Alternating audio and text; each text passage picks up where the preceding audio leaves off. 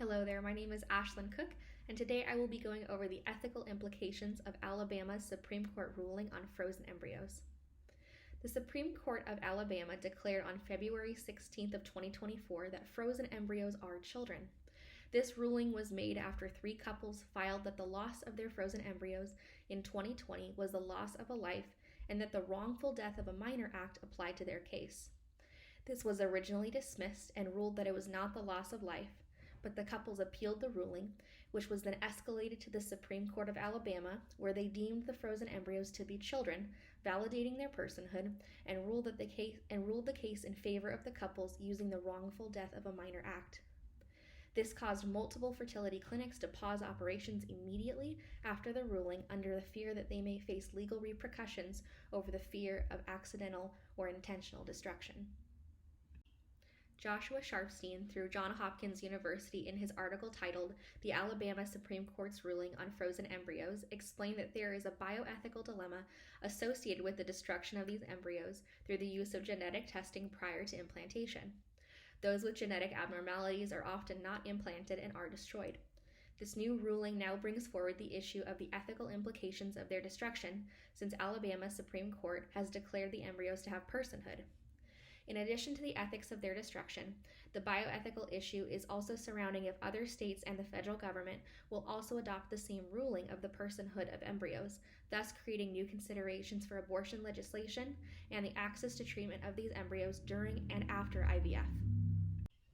There are 3 bioethical principles to be considered with this ruling. The first is autonomy. NBC News, in an interview with senior staff attorney Gail Deedy at the Center of Reproductive Rights, brought up the issue of future autonomy for parents as she stated, "Anyone who cares about reproductive autonomy should be terrified of this decision."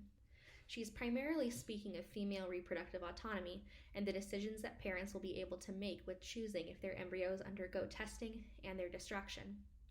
By giving personhood to these embryos, the Alabama Supreme Court has ruled in favor of the autonomy and personhood, thus deeming them to be protected. The second bioethical principle this issue brings forward is non-maleficence.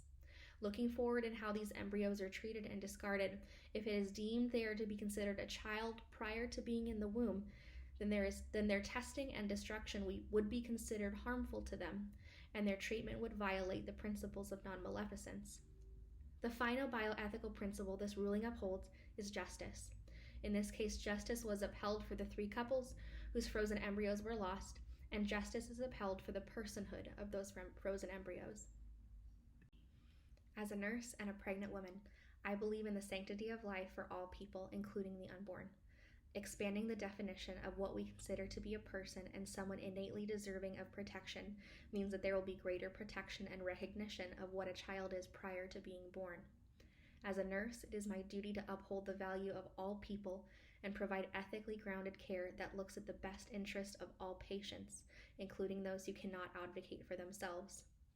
Chief Justice of Alabama Tom Parker vocalized this decision well while utilizing scripture as he stated, "We believe that each human, being from the moment of conception, is made in the image of God, created by him to reflect his likeness.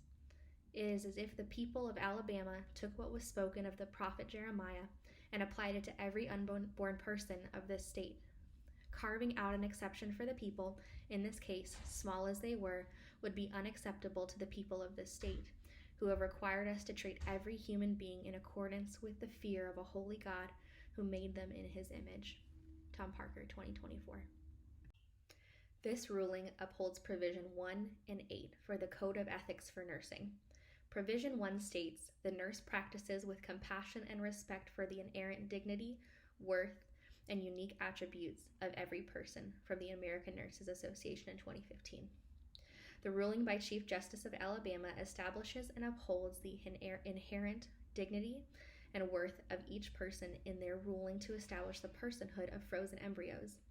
Provision 8 also upholds it as it states, "The nurse collaborates with other health professionals and the public to protect human rights, promote health diplomacy, and reduce health disparities." This ruling to uphold and protect the personhood of embryos is within our scope and provision to protect human rights.